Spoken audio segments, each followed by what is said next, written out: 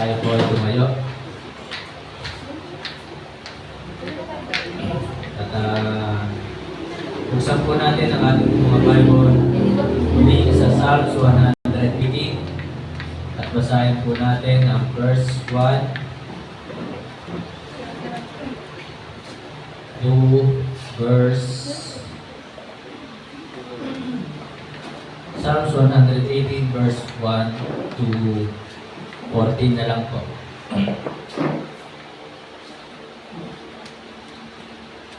Nakita na po ba isang malakas at masayang amen? Verse 1. Oh, give thanks unto the Lord, for He is good, because His mercy endureth forever. To kayo. Let Israel now say that His mercy endureth forever. Let the house of Aaron now say that His mercy endureth forever. For Let them now that fear the Lord say that His mercy endureth forever. I called upon the Lord in distress. The Lord answered me and set me in a large place. 6. The Lord is on my side, I will not fear. What can man do unto me? The Lord taketh my part with them that help me. Therefore shall I see my desire upon them that hate me. Verse 8. It is better to trust in the Lord than to put confidence in man. It is better to trust in the Lord than to put confidence in princes. 10.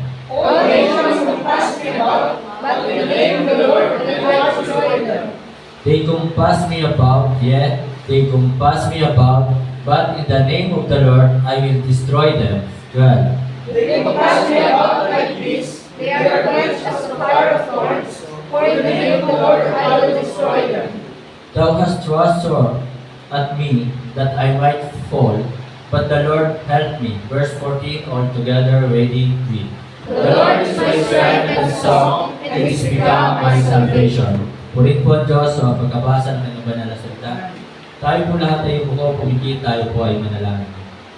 Ama namin Diyos sa langit, muli salamat sa maghapon na kami inyong sinamahan. Kami po ay nagagalak sapagkat nandito po ngayon ang inyong pong presensya. Sinabi po po sa inyong pong banal na salita na kung saan mayroong 2 o 3 na nagkakatipon-tipon sa iyong pangalan, naroon ka sa kanilang kalagitnaan. Salamat sa iyong presensya, salamat sa proteksyon sa bawat isa, salamat po sa provision na kami po ay inyong pong pinagpala. At dalangin po sa hapong ito, muli ako inyong pong itago sa inyong pong likuran. Wala akong ibang hinihiling kundi pangalan mo ang may taas, ikaw ang siya maluwalhati, maparangalan at mapasalamatan. Salamat po aming Diyos sa inyong pong banal na salita na ito po ay talakasan sa amin at ito po ang aming pong liwanag sa aming pong landas sa buhay sa mundong ito. At ito po ay nagbibigay sa amin ng kaligtasan at ito po ay nagbibigay sa amin ng katalinuhan, ng kaalaman at kaunawaan. Salamat sa mga pagsubok na aming pinagdaanan. Salamat sa mga problema na aming po nalampasan. Nagawa man namin ito na ito'y mapagtagumpayan sapagkat naroon ang iyong tulong. Sa oras ng aming mga kalungkutan, naroon ka. Salamat po Ama, ito po ay aking samot dalangin, hinihingi namin pasasalamat sa pangalan po ng aming Panginoon Jesus. Amen. Pwede na tumampo. So, nais kami yata ako Hindi dumating yung 2. Si Brother Marlon at okay? So, magandang hapon po mga kapatid, mga minamahal. Ang sabi po ng verse 1, give thanks unto the Lord. And then, inulit po ito sa verse 29. Tingnan niyo po ang inyong Bible sa verse 29, oh, give thanks unto the Lord. Mga kapatid, mga minamahal, ito po ay utos na talagang tayo po ay magpasalamat sapagkat hindi po natin sabihin na wala tayong biyaya, hindi natin pwedeng sabihin na tayo ay pinabayaan, hindi natin pwedeng sabihin na tayo ay walang natatanggap sa araw-araw. At sabi nga po ng mga talata sa 1 Thessalonians chapter 5, verse 18, in everything give thanks, for this is the will of God in Christ Jesus concerning you. Kaya mga kapatid, mga minamahal, napakabuti ng isang tao ay talagang matutong magpasalamat. So ngayon pong hapon, kung ating pong isa-isahin ang ating mga ipagpapasalamat sa Diyos, ay tunay na aking sinasabi, kulang ang ating oras. Kulang. Sapagkat napakarami na ng blessings, biyaya na ibinigay sa atin ng ating Diyos. At dito po ay titignan po natin sa ating pong binasa, dito sa buong chapter ng Psalms 118, ang mga ilang bagay na ipinagpapasalamat ng writer ng Psalms na ito ng chapter 118. So wala po nakalagay at unknown ang writer po nito. Pero ganun pa man, ito po ay kabilang sa mga salita ng Diyos. So sabi po ng verse 1, kaya talagang ang writer ng sumulat na ito ay tunay na nagpapasalamat sa Diyos. Ang sabi po dito sa verse 1, for He is good. So for the Lord is good. God is good all the time. So mga kapatid, mga minamahal, sa ating pong buhay, tunay na napakabuti ng Diyos. At makikita po natin sa mga talata na sinasabi po dito na talagang nandoon ang kabutihan ng Diyos. At sabi nga po dito sa verse 5, tingnan nga po natin, I called upon the Lord in distress. So in distress, in difficulties, in disappointment, the Lord was there. Nandun po ang Panginoon. Sa ating buhay, sa oras ng ating kalungkutan, sa oras ng ating kahirapan, sa oras ng ating kabiguan, nandun po ang Panginoon. Naroon ang Panginoon. The Lord was there to help us. Minsan, hindi nakikita ng tao yung tulong ng Diyos. Minsan, hindi nakikita ng tao yung kabutihan ng Diyos. Sapagkat sila'y nakatingin na lamang doon sa laki ng problema nila, sila'y nakatingin na lamang doon sa hirap na dumarating sa kanilang buhay. Pero ang totoo, tunay na ang Diyos, ang ating Panginoong Jesus ay napakabuti. At sabi nga po dito sa verse 6 muna. Verse 6. Verse 6 sabi po dito, verse 5, I called upon the Lord in distress. The Lord answered me. Kaya talaga ang Panginoon po ay mabuti. Tayo ay nagkukulang pero patuloy na sumasagot ang Panginoon sa ating prayer. Patuloy na siya'y sumasagot. The Lord answered me. Kaya huwag po natin pababayaan ang prayer. And then sabi dito, and set me in a large place. So inilalagay tayo doon sa isang malaking lugar. So ibig sabihin may purpose ang Panginoon sa atin kung bakit tayo po ay dumaranas minsan ng pagsubok. Bakit tayo dumaranas ng problema? Upang ihanda tayo sa isang napakalaking biyaya, upang ihanda tayo sa isang napakalaking blessings na darating sa atin. Verse 6, the Lord is on my side. So malinaw na sinabi po dito, ang Panginoon ay nasa sa ating tabi. Ang Panginoon ay lagi nating kasama. Ang Panginoon, kailanman ay hindi tayo iniwan. Kailanman ay hindi tayo pinabayaan. I will not fear what can man do unto me. So hindi ako matatakot anuman ang gawin ng tao sa akin. Sapagkat ang Panginoon ay tunay na mabuti, siya ay nasa aking tabi. Verse 7, the Lord taketh my part with them that help me, therefore shall I see my desire upon them that hate me. Tunay na sa ating pong panahon, sa ating paglilingkod, sa ating pagiging Kristiyano, hindi tayo nawawala ng kaaway. Hindi tayo nawawala ng taong galit sa atin. Ganun pa man, the Lord is always on our side. Laging kasama natin, laging nasa tabi natin, kaya talagang ang Panginoon ay mabuti. For the Lord is good. So then verse 13, tinan po natin. Verse 13. Thou hast thrust sore at me, that I might fall, but the Lord helped me. So napakabuti po ng Panginoon. So nandoon ang kanyang tulong sa bawat problema, sa bawat pagsubok. Kaya huwag natin sasabihin, nagawa ko ito dahil magaling ako. Nagawa ko ito dahil maraming tumulong sa akin.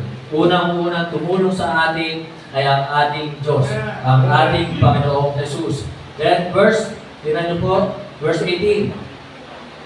The Lord hath chastened me. Tayo po ay pinapalo, pinaparusahan. So ito po yung isang kabutihan din ng Panginoon. Upang tayo minsan, kung tayo nakakalimot, ay upang tayo makaalala sa Kanya, upang tayo bumalik sa Kanya, upang tayo patuloy na tumawag sa Kanya, upang tayo patuloy na magtiwala sa Kanya. So tayo daranas lang naman ng pagpapalo o ng parusa kapag meron tayong maling ginagawa. So pasalamat pa tayo kapag tayo ay pinalo, kapag tayo ay pinagsabihan. Ganon din sa mga anak. Kung kayo man ay napagsabihan na palo, magpasalamat pa kayo. Ito sabi pa po dito sa verse 18, tinan niyo po, the Lord hath chastened me, so, but He had not given me over unto death. So hindi naman tayo papatayin. At hindi tayo parurusahan doon sa impyerno. Di ba? Kaya magpasalamat tayo kung tayo po ay pinapalo sapagkat nais lamang ipaalam sa atin ng ating Diyos, anak, huwag ka diyan, hindi yan yung aking paraan para ikaw ay aking pagpalain. Anak, mali yan, huwag mo yang gawin. So yun po yung dahilan bakit tayo ay dumaranas ng pagpapalo. So in distress, difficulties, disappointment, the Lord was there to help us. The Lord is good. Napakabuti ng Panginoon. Amen? Nananatili siyang mabuti noon, ngayon, at bukas, at magpakailan, kailan pa man. The Lord is good. The Lord changed not. Hebrews chapter 13, verse 8, Jesus Christ, the same yesterday, today, and forever. Kaya mga kapatid, mga minamahal, tuloy lang po tayo magpasalamat sa Diyos.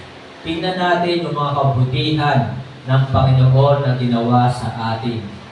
So tingnan natin yung kabutihan ng Diyos at tingnan natin yung ating mga kamalian. Then verse 1 pa rin.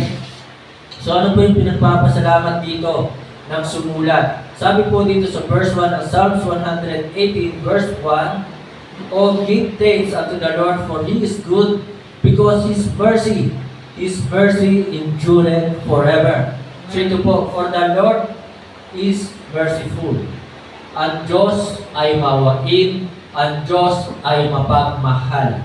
So ito po yung katotohanan. Excuse me, napatihan na.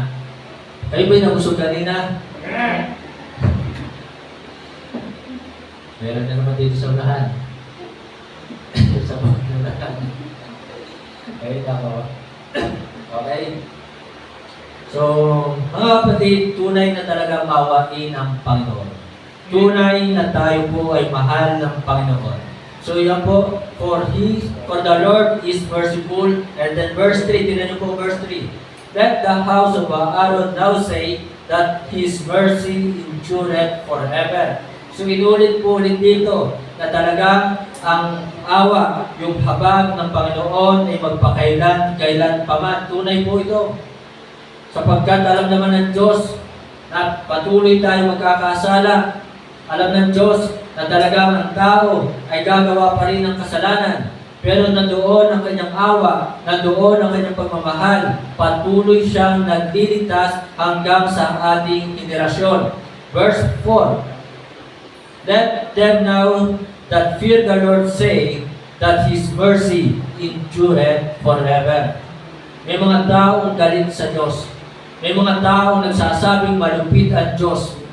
Hindi po malupit ang Diyos. Ang Diyos ay tunay na mapagmahal at mawain.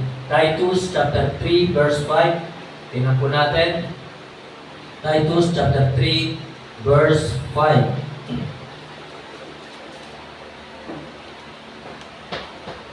So dahil sa kanyang awa, dahil sa kanyang pagmamahal, ay kung bakit ibinigay ng Diyos si Kristo, sinakripisyo ng Diyos si Kristo doon sa krus upang tayo ay magkaroon ng kaligtasan.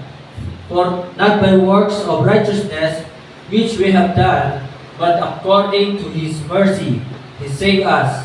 So ayon sa kanyang awa, ayon sa kanyang pagmamahal, tayo ay iniligtas ng Diyos by the washings of regenerations and renewing of the Holy Ghost. So, kaya mga kapatid, mga minamahal, lagi nating alalahanin yung kaligtasan na binigay sa atin. So ito yung higit na dapat nating ipagpasalamat sa Diyos. Dito, napansin natin yung sumulat, di ba, yung writer. Ang kanyang pinagpapasalamat ay hindi material na bagay. So yung pinagpapasalamat ng writer na ito, yung kabutihan ng Diyos. Ang pinagpapasalamat ng writer na ito ay yung awa, yung pagmamahal ng Diyos, yung kaligtasan na ibinigay ng Diyos.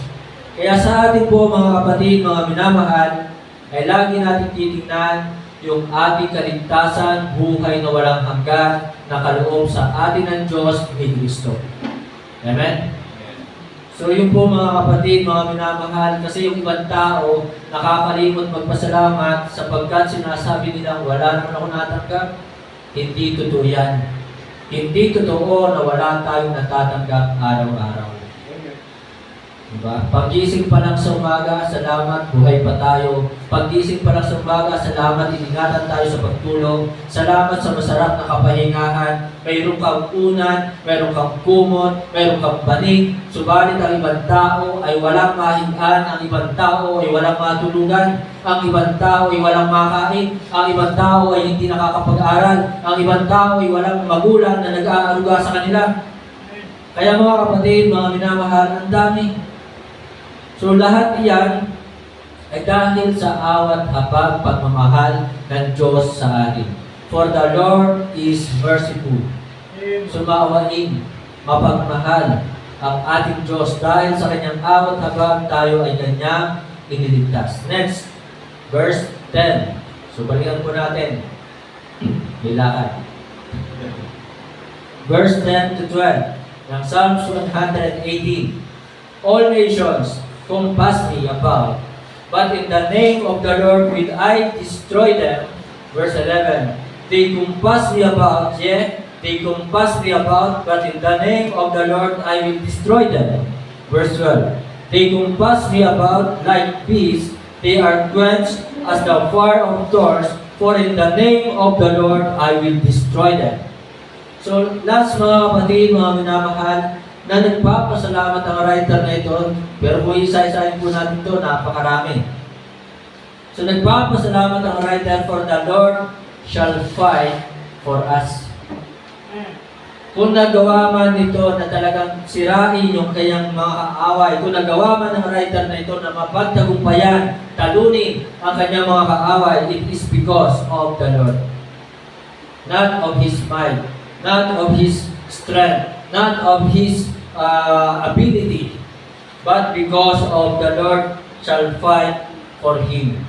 Ang Panginoon, kaya nga sabi ng Moses, the Lord shall fight for you. This battle is not ours. Meron tayong laban, pero ang labang ito ay hindi atin. Sa Panginoon, at siya makikipaglaban para sa atin. So in the battle, we have success, we have strength, we have song, we have salvation because of the Lord. Verse 14, 15, 21. Tinan po natin. The Lord is my strength. Kaya salamat sa Panginoon. Kung nagtagumpay ka, may lakas ka, ito ay dahil sa Panginoon. Salamat. Binibigyan tayo ng lakas. Amen? So hindi ito dahil sa iyong vitamins. Hindi dahil ito sa ikaw ay laging nag-exercise. No. The Lord is our strength, my strength, and song. Oh, bakit tayo mayroong inaawit? Ang awiting ito ay binigay sa atin ng ating Panginoon upang ang mga awiting ito ang magbigay sa atin ng lakas upang hindi tayo mawala ng pag-asa. Tama ba? Masaya bang umawit ang awiting maka-Diyos? Na kahit minsan sintunado, masaya pa rin, di ba? Diba? Kahit off-tune tayo, wala tayo sa tunod, pero masaya pa rin. So mga kapatid, so yung mga awiting maka-Diyos, ito'y nagbibigay sa atin ng pag-asa. Nakikita natin, nalalaman natin kung gaano kadakil at makapangyarihan ang ating Diyos. So then, sabi pa dito sa 15, tinan nyo po. The Lord is my strength, 14. and song, and is become my salvation. Siya yung naging ating kaligtasan. Then 15, the voice of rejoicing and salvation is in the tabernacle of the righteous. The right hand of the Lord doeth valiantly. Verse 21. Verse 21, I will praise thee, for thou hast heard me, and art become my salvation. So mga kapatid, sa ating laban, sa buhay sa mundong ito, mayroon man tayong katagumpayan. We have success, we have strength, we have song, we have salvation because of the Lord. So hindi dahil matalino tayo, hindi dahil magaling tayo, hindi dahil marami tayong connection, no? Kundi ito po ay dahil sa Panginoon. Kaya thanks be to God. Laging ibabalik natin sa Diyos ang papuri at ang pasasalamat. Amen. Kaya lagi natin pasalamatan ang Panginoon. Wala tayong hindi may pagpapasalamat sa Panginoon. Kaya kung iisa-isahin lang natin, babalikan lang natin yung 2000, yung 2000. Oh, salamat kung pandemic. Diba? Nung pandemic, nagutom ba kayo? Hindi rin naman. So, nung pandemic, nagkasakit ba kayo? Maaaring nagkasakit, pero na-hospital pa. Hindi rin. So, mga kapatid, napakarami. So, ang pagiging mapagpasalamat sa Panginoon, verse 29, tingnan po natin, verse 29, Psalms 118. Give thanks unto the Lord, for He is good, for His mercy endureth forever. So mga kapatid, mga minamahal, napakasarap na nagpapasalamat sa Panginoon. Say amen kung araw-araw nagpapasalamat kayo. Dapat araw-araw. Kasi araw-araw may blessings. Araw-araw. Araw-araw ba? Say amen? So araw-araw may blessings. Minuto may blessings. Kasi nandyan ang Panginoon kasama natin. Iniingatan tayo ng Panginoon. So hindi ko na isa-isahin po yung mga talata dito sapagkat kayo'y nagmamadali. So, being thankful or grateful, mga kapatid, mga minamahal, it is a great medicine. Ito yung dahil pa nito yung gamot na nabibili sa mga mercury. Diba? So yung pagpapasalamat sa Panginoon, it is a great medicine in stress. Nawawalan ka ng pag-asa, nalulungkot ka, magpasalamat ka sa Panginoon. Bakit? Ang sabi ng Panginoon, I will not leave you comfortless. I will come to you. So ibig sabihin, aalawin tayo ng Panginoon at tandaan po ninyo, the Lord is always on our side. Kaya it is a great medicine in stress.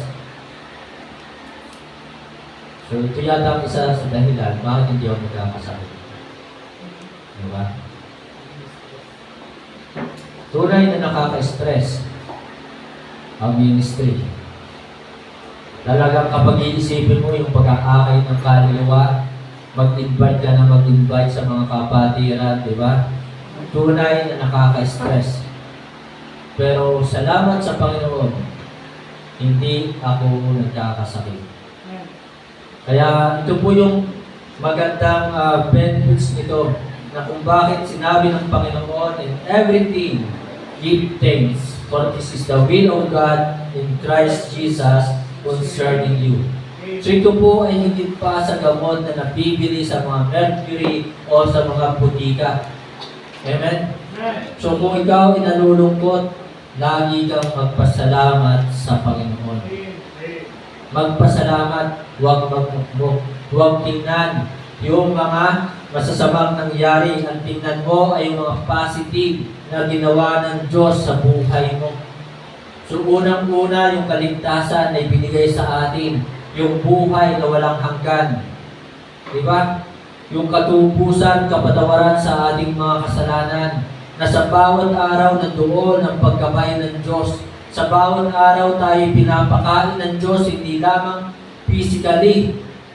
At ang pinakamahalaga ay pinapakain tayo ng Diyos ng Kanyang salita. Na ito yung ating higit na kailangan sa ating buhay habang naririto sa mundong ito. Kaya nga, Isa sa magandang example dito, si King David eh. King David, kahit siya'y hari, nandoon pa rin ang kanyang pasasalamat. Si King David, kahit siya'y hari, patuloy na nag-aaral, nagbabasa, nakikinig ng salita ng Diyos. Sumusunod. Sabi doon, I delight to do thy will, O my God, yet thy law is within my heart. So mga kapatid, mga minamahal, ugaliin natin ng maging mapagpasalamat sa Diyos, sa tao. Ipapasalamat pa kayo sa inyong magulang. Kapag kayo binigyan ng baon, pinagplantsa kayo ng damit, ipinaglaba kayo, iba ipinagluto kayo. So yung kayo pinagpapasalamat pa kaya ng mga anak. So mga kapatid, mga minamahal, so ipagpasalamat po natin ang lahat ng mga bagay. Kasi ito yung pong nawawala na sa ating panahon ngayon. Marami sa mga kabataan ngayon basta natatanggap ng baon. Alis ka ako nga. Wala na. Nakuha na yung baon eh. Ay wow, nakarating mga anak kasi. Okay, so yun po, na talagang dapat ay magpasalamat tayo. Kaya nga talagang tunay na tayo pinasauling araw na. Tinan po natin, kabilang sa mga palatandaan na tayo nasauling araw na, 2 Timothy chapter 3. 2 Timothy chapter 3 verses 1 to 4. Unthankful ang binanggit po dito sa 2 Timothy chapter 3 verse 2. For men shall be lovers of their own selves, covetous, boasters, proud, blasphemers, disobedient to parents, unthankful. So tayo po ay Thanksgiving Sunday, kaya ugaliin natin magpasalamat lagi. Kaya itinuro sa ating mag-pray. Para sa pamamagitan ng prayer, ay tayo po'y nakakapagpasalamat sa Diyos. So being thankful or grateful, it is a great medicine not only in stress but also in weakness. Mahina tayo. Marami tayong hindi kayang gawin. Limited ang ating lakas. Limited ang ating knowledge. Mahina tayo. Kaya nga sabi ko sa bayan, tingnan nga natin 1 Corinthians chapter 12, verse 9. Kung hindi ako nagkakamali, sumagi lang po ito, no? Patapos na tayo. 1 Corinthians chapter 12, verse 9. Kung tama. Tama ba? Sumagi lang po yan eh. Verse 9. 1 Corinthians chapter 12, verse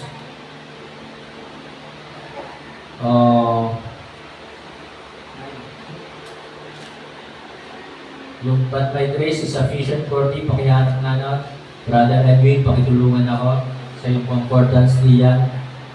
But my grace is sufficient for thee.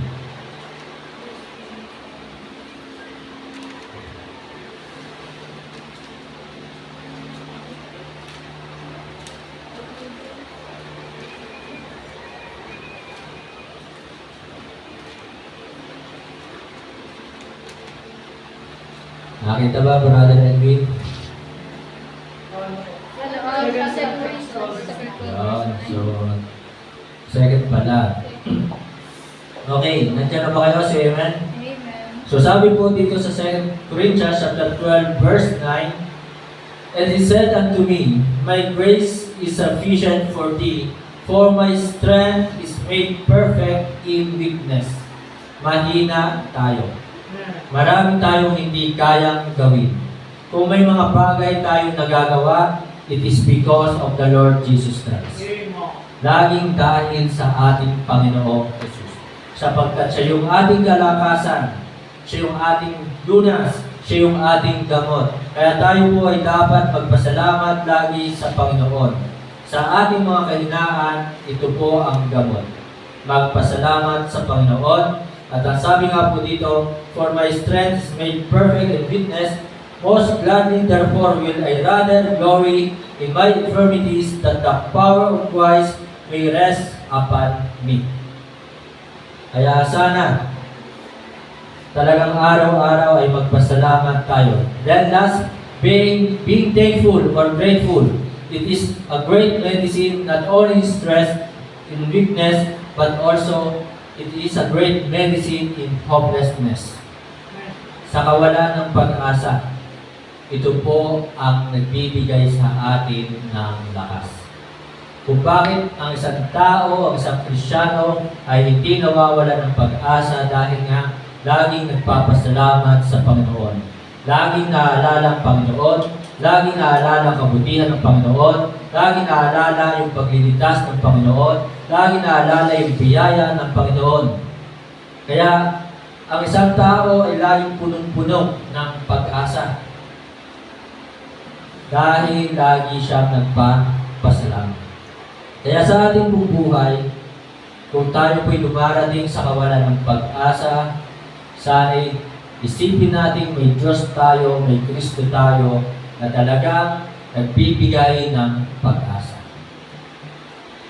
So, yun po mga kapatid, mga minamahal, basahin ng Bible, to God be the glory. Sana'y lagi tayo magpasalamat sa Panginoon. Tayo po ay tumayo.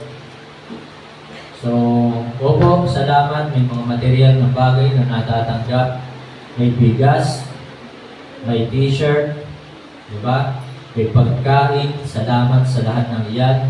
Pero salamat, una sa lahat ay doon sa kaligtasan na bigay sa atin ng ating Diyos. Di ba?